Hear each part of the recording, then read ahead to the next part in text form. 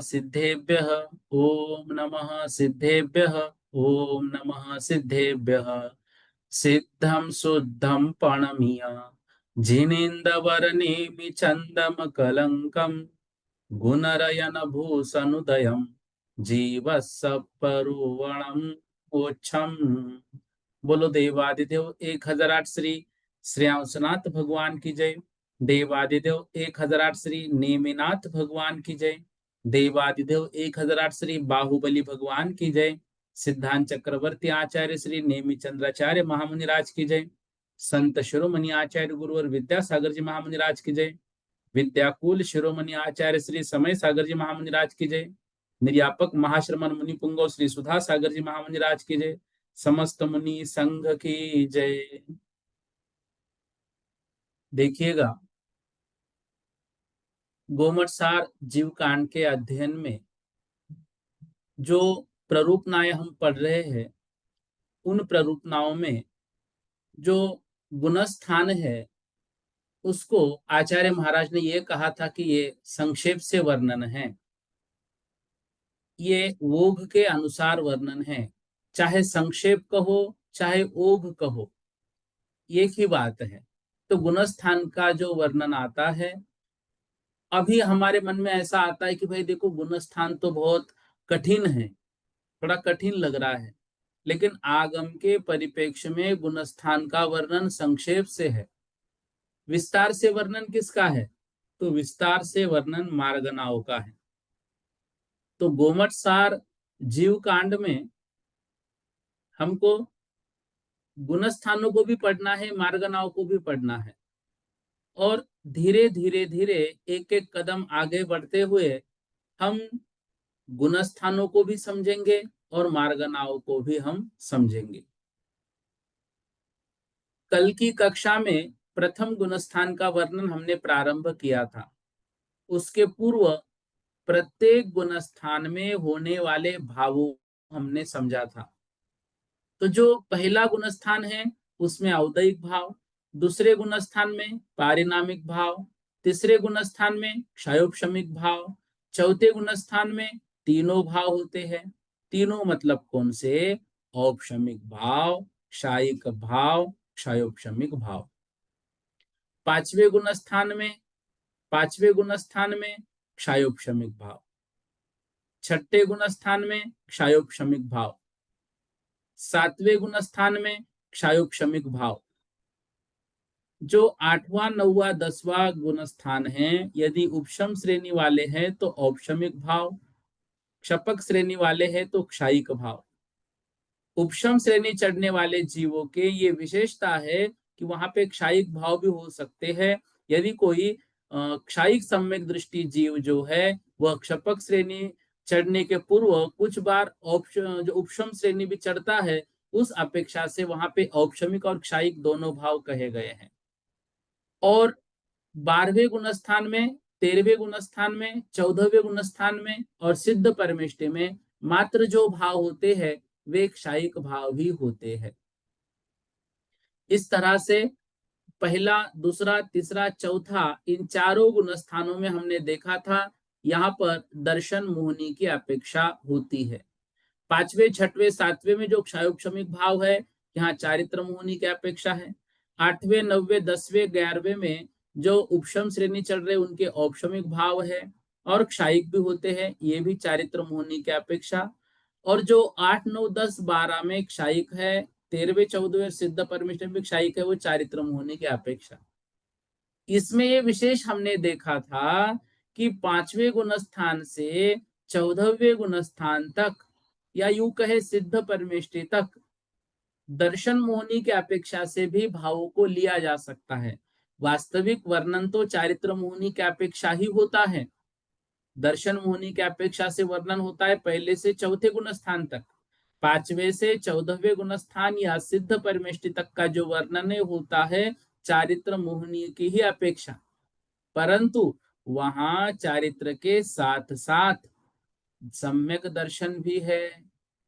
तो जो सम्यक दृष्टि जीव होगा, जिस सम्यक दर्शन के साथ होगा, चाहे वो औपशमिक सम्यक दर्शन हो सकता है, क्षायोपशमिक सम्यक दर्शन हो सकता है, या क्षायिक सम्यक दर्शन हो सकता है, जो सम्यक दर्शन उस जीव का होगा वही भाव उस जीव के वहां पर होंगे। ठीक है। अब देखिए, पहला गुणस्थान है मिथ्यात्व गुणस्थान। इसमें कल हमने पढ़ा था मिथ्यात्व प्रकृति के उदय से होने वाले तत्वार्थ के अश्रद्धान को, मिथ्यात्व प्रकृति का उदय है पहले गुण स्थान में, उस कारण से होने वाले तत्वार्थ के अश्रद्धान को, तत्वार्थ के प्रति उनका श्रद्धान नहीं रहता है, अश्रद्धान को मिथ्यात्व कहते हैं। इसके 5 भेदों पर कल विस्तार से चर्चा की थी। एकांत, विपरीत, विनय, संशयित और अज्ञान। एकांत मतलब वस्तु के किसी एक ही धर्म को स्वीकार करके उसको ही ये कहना कि यही सही है, नहीं यही नहीं, यह भी लगाएंगे एकांत हो जाएगा, और भी लगाएंगे तो हमारा जो सिद्धांत है वो अनेकांत सिद्धांत सार्थक हो जाएगा। विपरीत मतलब बिल्कुल उल्टी मान्यता, बिल्कुल उल्टी मान्यता, सच्चे देव शास्त्र गुरु को छोड़ के मिथ्या देव शास्त्र गुरु को ही हम सही मानने लग गए, ये क्या हो गया, विपरीत मान्यता हो गई। यूं 7 तत्वों को छोड़कर किसी और को ही हम तत्व स्वीकार नहीं करने लग गए, विपरीत मान्यता हो गई। तो इस तरह से एकांत और विपरीत होता है। यू मानने लग गए कि हम हिंसादि करने से ही स्वर्ग की प्राप्ति होती है, स्त्री को ही मोक्ष होता है, केवली भगवान आहार ग्रहण करते हैं, ये सब विपरीत मान्यताएं हैं। विनय, विनय मतलब क्या, सच्चे देव शास्त्र गुरु के समान ही जो मिथ्या देव शास्त्र गुरु है या उनका आभास मात्र है, उनको ही वही विनय देना जो सच्चे देव शास्त्र गुरु को देते हैं। तो वह विनय नहीं होनी चाहिए, वह आदर नहीं होना चाहिए, वह सम्मान नहीं होना चाहिए, वह प्रणाम नहीं होना चाहिए, बिल्कुल नहीं। सम्यक दृष्टि जीवों का रुतबा अलग है, उनका औरा अलग है, उनके दर्शन मात्र से पापों का नाश होता है, और मिथ्या देव शास्त्र गुरु के मात्र संसर्ग में जाने से हमारी नाव जो डूब रही थी, कहां पर हमारी नाव जो तैर रही थी, कहां पर समंदर में, वो डूब जाती है। इसलिए छड़ाला में उनके लिए कहा उपल नाव सम। उपल मतलब क्या, पत्थरों के नाव के समान।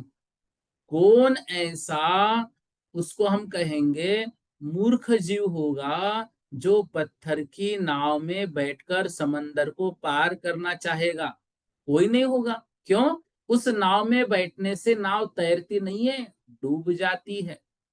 ऐसे ही मिथ्या देव शास्त्र गुरु है, उनके संसर्ग में मात्र आने से संसार बढ़ता है। तो ऐसे संसार बढ़ाने वाले के प्रति जो सच्चे देव शास्त्र गुरु है, उनके समान विनय हम कैसे रख सकते हैं, नहीं रखना चाहिए। कल एक दीदी ने प्रश्न पूछा था कि यदि हम घूम रहे हैं, बीच में कोई अन्य मत का मंदिर दिखाई दे और हमें उसकी कला को देखना है, तो जाने में दोष है क्या? कला को देखने में दोष नहीं है, लेकिन हम इस डर से जा रहे हैं कि देखो यहां से हम वैसे चले गए तो हमारा कुछ भला बुरा होगा, इनको तो हमें नमस्कार करना है, फिर गलत है। देखो, अक्षरधाम जैसे जो मंदिर होते हैं, उनको कला के दृष्टि से एकाध बार देखने में दोष नहीं है, कला की दृष्टि से। हाँ, हम बार बार वहां जा रहे हैं, उनके मतों को स्वीकार कर रहे हैं, को हम नमस्कार वंदन कर रहे हैं तो फिर गलत है। सर्वदेव गुरु आयतन, ये जो है सर्व के प्रति हमें विनय नहीं रखना है, हमें सर्व के प्रति नहीं, हमें रखना है सच्चे के प्रति। सर्व तो है, दुनिया उनको मानती है इसलिए हम मानेंगे, ऐसा नहीं। गलत चीजों में हमें नहीं जाना चाहिए। देखो, गुणस्थान समझ में आ रहे हैं कि नहीं आ रहे हैं, इससे कोई फर्क नहीं पड़ता है। जो आगम पढ़ रहे हैं वह समझ में आ रहा है कि नहीं आ रहा है, इससे हमारा कोई नुकसान नहीं होता है। लेकिन मिथ्या देव शास्त्र गुरु के प्रति यदि हमारे मन में किंचित मात्र भी विनय है, उनके प्रति आदर सम्मान है, उनको प्रणाम करने के भाव है, हमारा सब कुछ बिगड़ जाएगा। यह जो संसार जिसके लिए हमें मिला है वह समाप्त हो जाएगा। और समाप्त होना मतलब संसार समाप्त होना नहीं, ये जीवन समाप्त हो जाएगा। और जो संसार है वह संसार और बढ़ता जाएगा। इसलिए उनकी वह विनय नहीं करनी चाहिए, बिल्कुल अड़िग रहना चाहिए, बिल्कुल अड़िग रहना चाहिए। देखो, ये विनय का ठेका तो ऐसा लगता है ये हमने ही लेके रखा है, हमारे जैन मतावलंबियों ने। बताओ, हर जगह जाना हमारे लिए जरूरी है, हर जगह नमस्कार करना हमारे लिए जरूरी है, मित्र नाराज होंगे हमारे लिए जरूरी है। अरे, बाकी कोई देखो भगवान महावीर के मंदिर में आते हैं क्या? क्या वो भगवान महावीर के कोई समारोह में आकर हमारे साथ वैसे ही विनय करते हैं क्या? क्या वो वैसे ही भाव रखते हैं क्या? सब लोग अपने अपने मतों का पालन करते हैं और सब लोग अपने अपने को ही बड़ा मानते हैं। हमें हमारे हैं इसलिए बड़े नहीं मानना है, हमारे हैं इसलिए बड़े नहीं, हमारे हैं और वे हमारे ही हमें कल्याण को कराने वाले होंगे, संसार को हमारे समाप्त करने वाले होंगे, हमारे अनंत संसार को उंजलि मात्र करने वाले होंगे। ये सच्चे देव शास्त्र गुरु, और कोई नहीं। अच्छा नहीं है तो परीक्षा करके देखना चाहिए। आचार्य समंत भद्र महामुनिराज ने आप्त मीमांसा नाम का एक बहुत बड़ा ग्रंथ लिखा, और उन्होंने मीमांसा का अर्थ होता है परीक्षा, भगवान की परीक्षा ली कि भगवान, मैं जो गुण गुण करता हूँ, आपके गुणों को नमस्कार करता हूँ, तो ये गुण आगम में दिए हैं, इसमें आप खरे उतरते हैं क्या? नहीं, अगर उतरे तो ही नमस्कार करूंगा। देखो, सच्चे देव को या मिथ्या देव को परखना तो हमें चाहिए। अगर परखने के बाद हम वहां पर जा रहे हैं गलत जगह पे तो गलत ही है। इसलिए थोड़ा सा इन सभी चीजों का ध्यान रखना चाहिए। मित्र आदि के चक्कर में हमें अपने धर्म को नहीं छोड़ना चाहिए, क्योंकि लिखा है स्पष्ट रत्नकर्ण श्रावकाचार में, भयाशास्नेह लोभाश्च कुदेवा गमलिंगिनाम। भय, आशा, स्नेह और लोभ। भय मतलब डर लगना, यह हमारा बुरा करेंगे। आशा मतलब उनसे आशा रखना। स्नेह मतलब किसी मित्र के स्नेह के वश भाई मित्र बुरा मान जाएगा। लोभ, भाई हम इनके यहाँ जाएंगे तो इनके जो मानने वाले वो हमारा फायदा करेंगे, ये बिजनेस में हमारे मतलब हमारी दुकान से खरीदेंगे, ऐसा नहीं। देखो, हम उनकी अभिनय तो नहीं कर रहे हैं, हमें उनसे कोई लेना देना नहीं है। वो अपनी जगह है, हम अपनी जगह है, उसमें कोई दिक्कत नहीं है। हम कोई ऐसे उनके पोस्टर फाड़ तो नहीं रहे हैं, हम उनके विषय में कुछ गलत लिख तो नहीं रहे हैं, तो विनय क्यों करना? तो इसलिए भय, आशा, स्नेह, इनके वशीभूत होकर, लोभ के वशीभूत होकर कुगुरु, कुदेव और कुगुरु, कुदेव और कुशास्त्र, ये जो तीन कहे हैं, इनको प्रणामम, प्रणाम नहीं करना चाहिए। विनयम च एव, विनय भी नहीं करनी चाहिए। किसने? सुदृष्टय, जो सम्यक दृष्टि जीव है। इसलिए डरना बिल्कुल नहीं है, अड़िग रहना है, कोई दिक्कत नहीं है। देखो, हम यदि सच्चे मार्ग का अवलंब करके यदि हम अपनी बात पर अड़िग रहते हैं तो अन्य को ही व्यंतर आदि हमको तकलीफ नहीं दे सकते हैं। वो तो यूं कहेंगे सच्चे तो यही हैं। बताओ, हमने कल ही पढ़ा था, देव शास्त्र गुरु को नमस्कार हम नहीं करते मात्र, देव गति के देव भी करते हैं, नारकी भी करते हैं, विधेय क्षेत्र आदि वाले जीव भी करते हैं, सब करते हैं। अब देवों में तो हमारे जैसा मिथ्या दर्शन तो मतलब व्यंतर आदि में ही होता है, बाकी तो लगभग सम्यक दृष्टि है वैमानिक देव तो अधिकतर। हाँ, कुछ कुछ मिथ्या दृष्टि होते हैं, लेकिन उनको अधिक ज्ञान है, वो सच्ची बातों को जानते हैं, उनको धर्म क्या है अधर्म क्या है मालूम है। और यदि हम सच्चे देव शास्त्र गुरु पर सच्ची श्रद्धा रख रहे हैं, वो अपने अवधि ज्ञान से जान लेते कि नहीं सच तो यही है। आपको बताऊं, आगम में यहां तक लिखा है, वेंतर आदि देव तो ढूंढते फिरते हैं सम्यक दृष्टि जीवों को, क्योंकि वो ये कहते भाई हम तो सम्यक दर्शन अभी नहीं प्राप्त कर पा रहे हैं, लेकिन जो सम्यक दृष्टि जीव है उनकी मैं क्या मदद कर सकूं, उनका मैं कैसे भला कर सकूं, ऐसे होता है। और कई आगम में उदाहरण भरे पड़े हैं कि हमारा कल्याण होने के लिए ये सब हमारे कल्याण में साथी बन के हमारे साथ खड़े होते हैं, हमारे धर्म के पालन में हमारे साथ खड़े होते हैं। जब हम हमारे नियमों पर अड़िग रहते हैं और कहीं पर कभी फंस जाते हैं, वहां पर ये हमको बचाने के लिए चले आते हैं। एक फिरोजाबाद वाले पंडित जी थे, वे कहीं पर भी बाहर पानी नहीं पीते थे। और एक दिन वो ट्रेन में सफर को जाते जाते उनकी ट्रेन जो है बहुत लेट हुई, धूप काले का दिन था, बहुत भयंकर धूप थी। और शाम को 5:30-6 बजे उनको गंतव्य स्थान पर पहुंचना था, लेकिन ट्रेन तो अभी बहुत लेट हो चुकी है, तो गंतव्य स्थान तो दूसरे दिन सुबह दिखा रहा था। इतनी ट्रेन लेट हो गई, अब क्या करें। उनके साथ में टिफिन में सौले के कपड़े रखे हुए थे, स्टील के टिफिन में पहले रखते थे सौले के कपड़े, वो ही सही रूप है। एक डिब्बे में हमने सौला रख दिया, वो डिब्बे हमने पॉलिथीन में रख दिया, पॉलिथीन किसी थैले में रख दी। ऐसा सौला होता है, नहीं है तो कम से कम अंदर पॉलिथीन में रखा और वो पॉलिथीन अन्य थैले में रख दी। हम सिर्फ थैली में सीधा धुए हुए धोती दुपट्टे डालते, वो सौला नहीं है, याद रखना। कभी भी पॉलीथीन दो ही होनी चाहिए। उत्कृष्ट तो ये है स्टील का डिब्बा हो, उसमें धोती दुपट्टा सौले के रखे हो, और वो डिब्बा किसी पॉलीथीन में रखा हो और वो पॉलीथीन फिर बैग में रखी हो। ऐसे लेकर निकल गए थे, क्या करे वो पंडित जी फिरोजाबाद वाले। अब स्टेशन के बाहर आते हैं, वो उनके जो वस्त्र है वो एक रूम में फटक से चेंज करते, क्योंकि वहां पे अनाउंस हो गया था 1-1.5 घंटा ट्रेन यहीं पे खड़ी रहेगी, क्योंकि विलंब से जा रही थी, उसमें कुछ काम था। अब वो आ गए, कपड़े अपने चेंज कर लिए, बाहर गए, ढूंढ रहे कि क्या कुछ मिलेगा, क्योंकि अभी 6 बजने को है, पानी नहीं पिया है सुबह से और धूप बहुत है।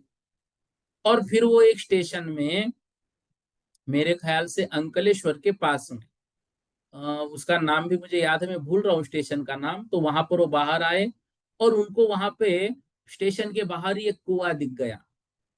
कुआं दिखा, उन्होंने देखा बाजू में रस्सी भी रखी हुई है, अच्छा छन्ना भी रखा हुआ है।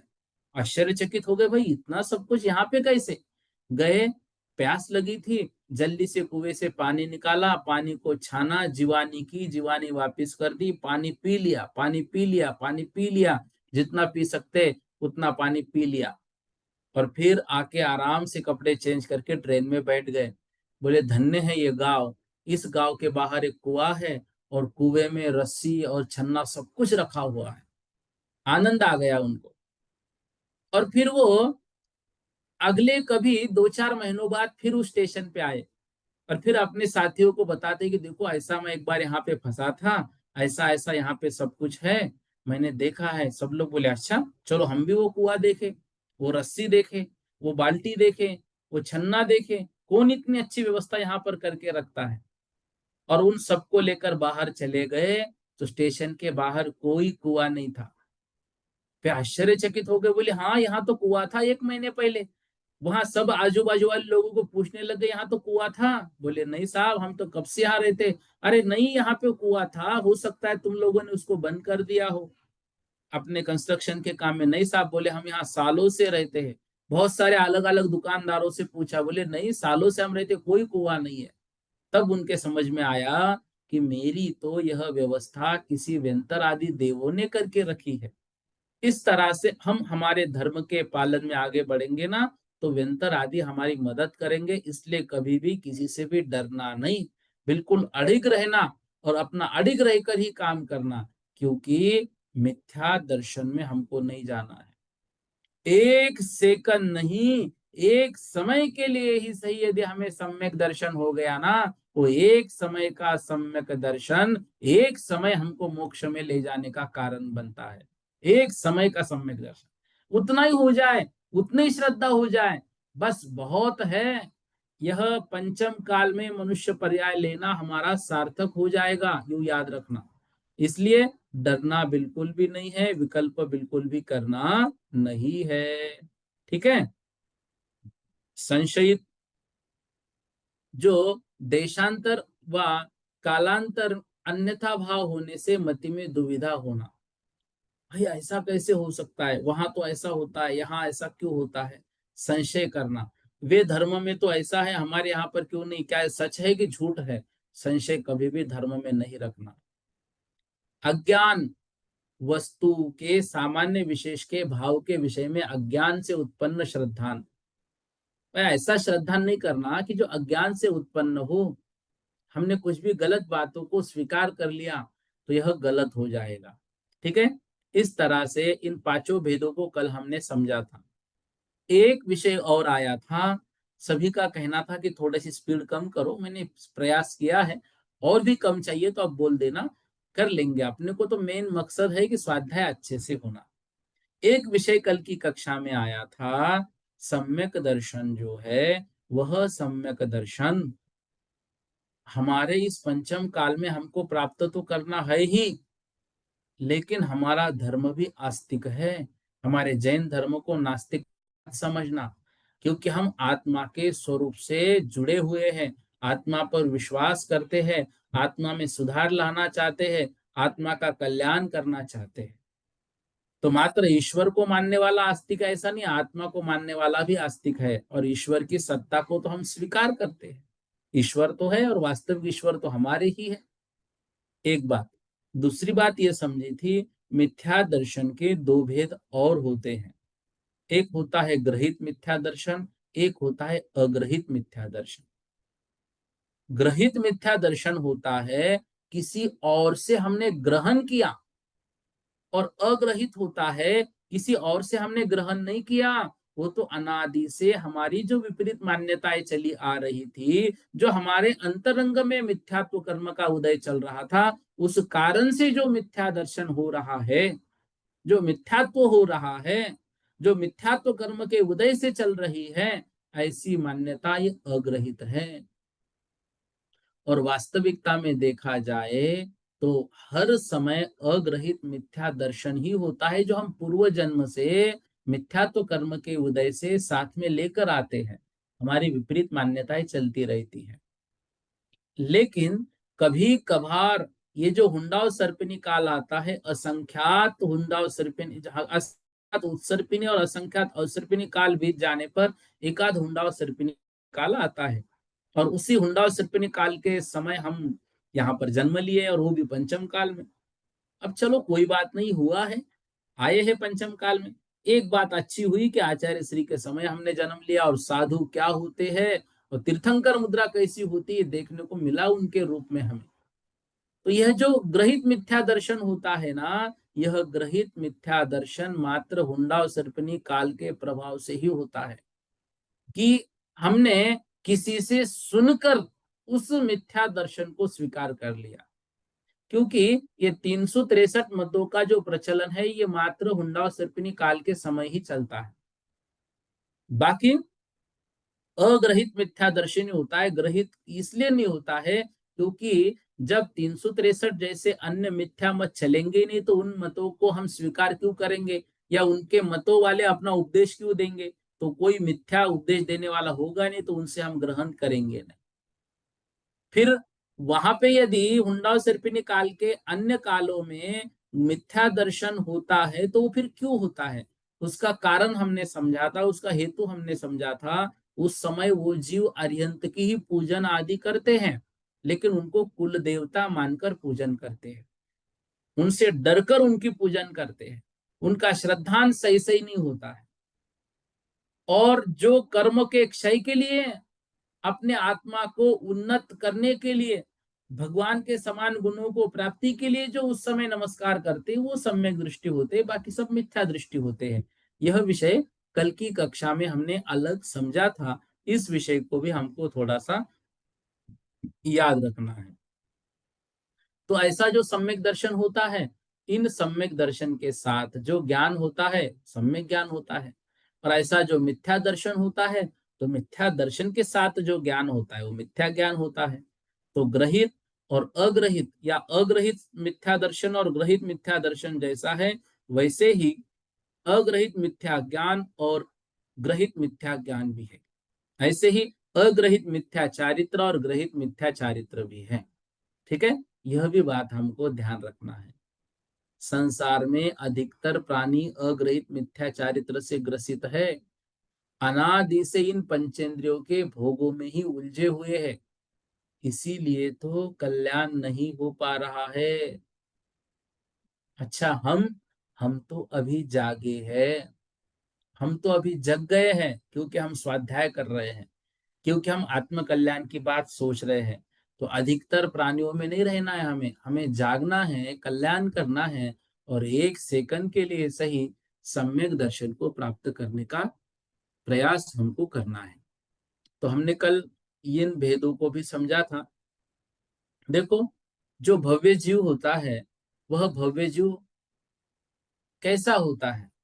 तो सम्यक दर्शन के लिए सर्वप्रथम आवश्यक है जीव का भव्य होना। अब हम भव्य है कि अभव्य है कैसे समझे? यदि संसार के दुखों का हमको डर लग रहा है और मन में ये सोच रहे हैं कि इनसे मैं कितने पापों को करूंगा और कितने कर्म मेरे हो जाएंगे और मेरी गति कितनी बिगड़ जाएगी, ऐसा यदि चिंतन हो रहा है तो हम भव्य है। भले ही पाप कर रहे हैं, पाप से अभी दूर नहीं हुए हैं, लेकिन हम भव्य है। और हमें डर नहीं, चल उसमें किसने देखा नरकन, क्या होने वाला है, कुछ नहीं होता इससे, ये अभव्य की निशानी है। अब भव्य जीवों के तीन भेद होते हैं। एक होता है आसन भव्य, दूसरा होता है दूर भव्य, और तीसरा होता है अभव्य सम भव्य। इसको दुरांदूर भव्य भी कहते हैं। आसन भव्य मतलब निकट ही जिनका निर्वाण है, अर्थात दो तीन भवों में जो मोक्ष को जाने वाले हैं वो आसन भव्य। ऐसा लगता है कि आचार्य श्री जी आसन भव्य ही थे, और जहां जहां पे बात होती है वो सब लोग कहते कि नहीं, आचार्य श्री जैसा कोई नहीं। आचार्य विमल सागर महाराज जी ने भी, वो निमित्त ज्ञानी थे, उन्होंने एक बार कहा था, आप तो पिछले 6-7 भवों से दीक्षा धारण करते आए हैं और आपके यहाँ बहुत कम भव बचे हैं, ऐसा उन्होंने कहा था। तो ये जो होता है ये सब आसन भव्य है, जो शीघ्रता से निर्वाण को प्राप्त करने वाले। दूसरे होते हैं दूर भव्य। दूर भव्य मतलब शीघ्रता से तो नहीं, लेकिन कभी ना कभी निश्चित सम्यक दर्शन को प्राप्त करेंगे और अपना कल्याण करके लेंगे, वो दूर भव्य कहलाते हैं। और तीसरा अभव्य सम भव्य, भव्य तो है लेकिन दुरांदुर भव्य है, या फिर अभव्य सम भव्य है। ऐसे जीव भव्य होते हुए भी कभी निर्वाण को प्राप्त नहीं करते हैं। ठीक है, कभी निर्वाण को प्राप्त, सॉरी लाइन को थोड़ा करेक्शन करना, अभव्य संभव्य जो है ये दुरांदुर भव्य है, और कभी निर्वाण को प्राप्त करेंगे, कभी, क्वचित कदाचित, कोई उसमें से एकाध जीव, सभी नहीं, जल्दी से नहीं, बहुत दूर है उनका। आसन भव्य का शीघ्रता से हो जाएगा, दूर भव्य का होगा, दूरांदूर भव्य का बहुत मुश्किल से होता है, बहुत मुश्किल से। इसलिए दूरांदूर भव्य भी होते हैं। तो ये तीन प्रकार के भव्य भी हमें याद रखना है। अब देखो, कोई एक जीव मिथ्यात्व में कितने समय तक रह सकता है? देखो, कोई अनादि काल से मिथ्या दर्शन में है और अनंत काल तक मिथ्या दर्शन में ही रहेंगे, ऐसे अभव्य जीव या दूरांदूर भव्य, वो अनादि काल से है और अनंत तक रहेंगे। वे अनादि अनंत काल, मतलब मिथ्यात्व के साथ जीव अनादि अनंत काल तक भी रह सकता है। अनादि शांत काल, हो सकता है अनादि से मिथ्यात्व में थे, लेकिन अभी सम्यक तो प्राप्त कर लिया, तो ऐसे जीव का वह अंत आने वाला है, उसको कहते हैं अनादि शांत काल। मतलब उस समय में मोक्ष जाएंगे, ये आसन भव्य। और साधि शांत काल, जिसने कभी ना कभी सम्यक्त्व की प्राप्ति की थी, परंतु पुनः मिथ्यात्व में गिर गए, अब मिथ्यात्व की चैन टूट गई, तो वो साधि हो गए और शीघ्र ही वो फिर से मोक्ष को जाने वाले हैं। तो साधि शांत काल है, ये कहलाते हैं दूर भव्य।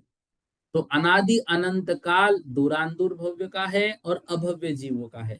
अनादि शांत काल जो है वो आसन भव्य जीवों का है, और सादि शांत काल जो है वो दूर भव्य का है।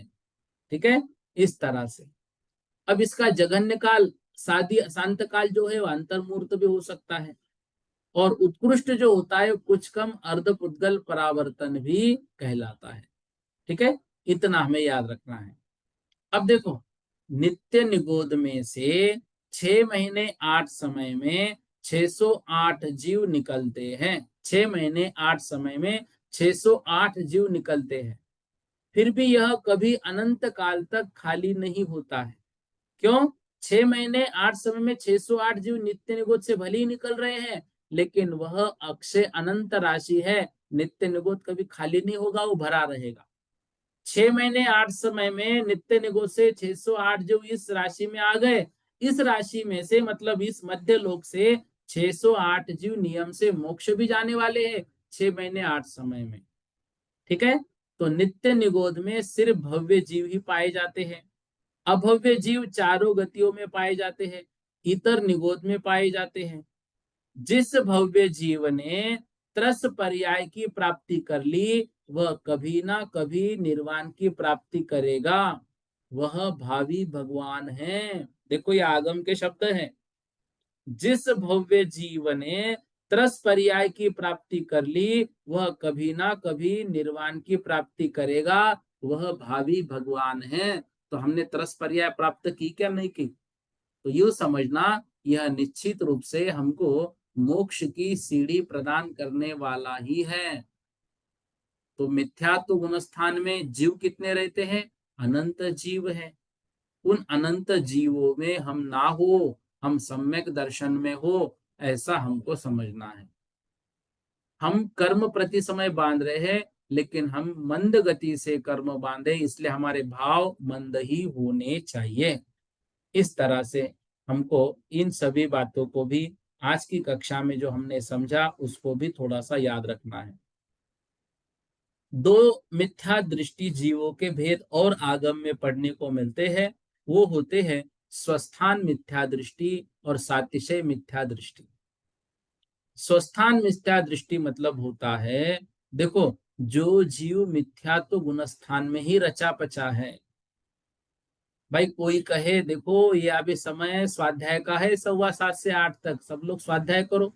अरे हमें नहीं करना, हमें तो टीवी देखने में आनंद आता है, हमें तो सोने में आनंद आता है, हमें तो मोबाइल देखने में आनंद आता है, हमें तो इधर उधर की बातें करने में आनंद आता है। ऐसा जो होता है, यह मिथ्यात्व में ही रचा पचा जीव है, स्वस्थान मिथ्या दृष्टि। और सातिशय मिथ्या दृष्टि, जो जीव नियम से अंतर मुहूर्त के बाद सम्यक्त्व की प्राप्त करने वाला है, तो वह जीव पहले से चौथे में जाएगा या पांचवें में जाएगा, या हो सकता है सातवें में जाएगा, ऐसा हो सकता है। इसलिए ऐसा जीव जो है वह पांचवें लब्धि मतलब करण लब्धि में पहुंच जाता है, वह सातिशय मिथ्या दृष्टि जीव कहलाता है। ठीक है, तो लब्धियों को भी हमने समझा था, क्षयोपशम लब्धि, विशुद्धि लब्धि, देशना लब्धि, प्रायोग्य लब्धि और करण लब्धि। तो सातिशय मिथ्या दृष्टि जीव करण लब्धि वाला जीव होता है। ठीक है, इस तरह से हमको ये सातिशय और स्वस्थान मिथ्या दृष्टि जीव जो है, यह भेद भी हमको याद रखने हैं। ये परीक्षा में नहीं आएंगे जो अलग विषय आपको बताया जा रहा है, लेकिन एक समझने के हिसाब से ये सब बातें हमको ध्यान रखनी है। ठीक है, कुछ बातें देखो, कल भैया ने प्रश्न पूछा था कि जैसे स्थिति कांडक घात शब्द है, तो स्थिति कांडक घात मतलब स्थिति को और कम और कम और कम करते जाना, स्थिति कांडक, स्थिति का कांड करना, स्थिति कांडक घात। अनुभाग कांडक घात, जो प्राप्त प्रकृतियां होती है उनका अनुभाग मतलब अनुभव देना, वो हीन हीन होते जाना, अनुभाग कांडक घात। गुण संक्रमण किसे कहते हैं?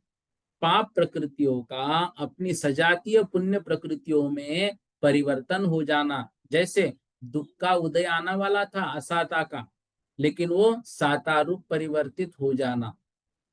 स्थावर में जन्म लेने वाले थे लेकिन अच्छा काम किया, तरस में जन्म ले लिया, ये गुण संक्रमण कहलाता है। गुण श्रेणी निर्जरा, असंख्यात गुण श्रेणी निर्जरा को, ये गुण श्रेणी निर्जरा मतलब गुणित गुणित गुणित होकर क्या करना, वह उदय में आना, ये गुण श्रेणी निर्जरा कहलाती है। स्पर्धक मतलब होता है कर्मों की फलदान शक्ति, कर्मों की फलदान शक्ति। जात्यंतर प्रकृति मतलब होता है, देखो जो भी कर्म प्रकृतियां है वो दो प्रकार से होती है, कुछ होती है सर्वघाती, कुछ होती है देशघाती। सर्वघाती मतलब जो संपूर्ण का घात करे, और देशघाती मतलब जो थोड़े से अंश का घात करे। तो जो जैसे केवल ज्ञानावरण कर्म प्रकृति है, ये सर्वघाती है, क्योंकि केवल ज्ञान का कभी अंश प्रकट नहीं होता। जो मति श्रुत आदि ज्ञान है ये देशघाती है, क्योंकि थोड़ा थोड़ा इनका अंश प्रकट होते रहता है जीव का। तो ये सर्वघाती देशघाती जो है। समय हमारा हो गया, अगली कक्षा 8 बजे शुरू होती है, इसलिए इसको हम कल की कक्षा में लेंगे। 2 मिनट बस आपको प्रश्न के लिए मैं समय दे रहा हूँ। हाँ, श्रीमती रज्जो दीदी जी जैन बोलिएगा। जय जय भैया जी। जय ये जो जिनेन्द्र। आपने ग्रुप बनाया है, क्या कोई ग्रुप है जो आप हाँ है पढ़ा ना, रहे मैं हैं? सप्तम वर्ष का। तो इस ग्रुप में हम कैसे ऐड हों? ये देखो मैसेज में मैंने अपना नंबर आपको भेजा है अभी, ठीक है? वो मेरा अच्छा, नंबर देख लेना, उस पर मुझे व्हाट्सअप कर देना, ठीक है। तो मैं आपको जोड़ दूंगा, ठीक। और जो आपके नोट्स हमें दिखाई दे रहे हैं, ये ग्रुप में हाँ वो भी मिलेंगे नोट्स क्या? उसी में आ जाएंगे, आप ग्रुप पे भेज देना, आप मुझे ग्रुप में जोड़ दूंगा, ठीक है। अच्छा जी, अच्छा। जी जी। अच्छा, ये जो गाथाएं हैं, ये प्राकृत हाँ। में भाषा, प्राकृत में भाषाएं गाथाएं हैं, तो इसका जो नीचे लाइनें दी हुई है, संस्कृत अनुवाद है उनका? आपके ग्रंथ में दी होंगी तो संस्कृत अनुवाद होगा उसका वो। हाँ, ग्रंथ में दी हुई है, जीव कांड, हाँ गोमर ठीक सार है, जीव वो कांड है। संस्कृत अनुवाद होगा। श्रीमद वैसे ग्रंथ का राजचंद्र, नाम क्या है आपके? ये गोमर सार जीव कांडम, श्रीमद राजचंद्र जैन शास्त्रमालायाम से निकला है ये। आगास वाला है क्या? हैं? मुझे उसका फोटो भेज देना, ठीक है। लेकिन ये अच्छा। मूल रूप से प्राकृत में है, आपके पास जो भाषांतर होगा उसका संस्कृत में, हाँ, ठीक है। ये ऊपर मेन इस पे हाँ ये हमें मूल रूप से सांगानेर से जो प्राकृत में मिली ही है ना, ग्रंथ है ये, प्राकृत में ही सांगानेर है। से जो बुक मिली है हमें, वो ये है। नेमीचंद ठीक है ठीक है, सिद्धांत चक्रवर्ती विरचित है, गोमर सारे चलेगा जीव चलेगा। कांड, ठीक है श्री ठीक, मुझे परम फोटो शिव भेज देना आप, प्रभाग। व्हाट्सएप पे फोटो भेज देना आप। अच्छा, ठीक है। हाँ। नेमिच जैन बोलिएगा। भैया जी जय जिनेन्द्र। जय जिनेन्द्र। भैया जी द्वितीय गुण स्थान में पारिणामिक भाव ही होते हैं, इस पे थोड़ा सा समझा दो आप। अभी देखो, क्यों? आज हमने पहला गुणस्थान पढ़ा, अभी कल जी। की कक्षा में दूसरा गुणस्थान आएगा, उसमें वो समझ लेंगे डिटेल में। तब तक मात्र आप इतना समझ लीजिए, दूसरा गुणस्थान गिरने की अपेक्षा होता है। चौथे गुणस्थान में जब जो सम्यक दृष्टि होता है, उसके जब अनंतानुबंधी का उदय आता है, तो अनंतानुबंधी के उदय आने से वह जीव सम्यक दर्शन से गिर जाता है और मिथ्या दर्शन की ओर निकलता है। मिथ्या दर्शन की ओर निकला, लेकिन अभी मिथ्या दर्शन को प्राप्त नहीं हुआ, तो बीच की अवस्था जो है वह उसका दूसरा गुण स्थान है। अब वहां उदय किसका चल रहा है? अनंतानुबंधी का, मिथ्यात्व का उदय नहीं चल रहा है। और अनंतानुबंधी का उदय होने से उस गुण स्थान को अवदयिक इसलिए नहीं कह सकते, क्योंकि पहले से चौथे गुण स्थान तक दर्शन मोहनी की अपेक्षा ही भाव होते हैं। और दर्शन मोहनीय जो है उसमें अनंतानुबंधी नहीं आती, अनंतानुबंधी चारित्र मोहनी की प्रकृति है। ठीक है भैया। ठीक है भैया जी। जी, और ठीक दूसरा गुणस्थान समझ जाते समय आपको समझ में आ जाएगा। है जी पंडित ठीक। साहब। ठीक है। जी ठीक, एक प्रश्न अभी जो अभी आपने पढ़ाया कि नित्य वो निरोध में केवल भव्य जी भी होते हैं, ऐसा है क्या? हाँ, नित्य निगोध में भव्य जीव ही होते हैं, इतर निगोध में अभव्य होते हैं। ये नित्य निगोध क्या कहलाता, इतर निगोध क्या कहलाता? देखो, नित्य निगोध और इतर निगोध ये दो प्रकार के निगोध होते हैं। कल की कक्षा में इसको ले लेंगे, अभी क्या है अगला इसका मुझे रिमाइंडर आ रहा है, ठीक है ना। कल इसकी ठीक कक्षा में ले लेंगे नित्य निगोध वाला, कल मुझे याद दिलाना एक बार आप, ठीक है। ठीक है पंडित साहब। बोधि समाधि परिणाम विशुद्धि स्वात्मोपलब्धि शोषो के सिद्धि चिंता मनिम चिंतित वस्तु दान्यम त्वामंद मानस ममास्तु देवी।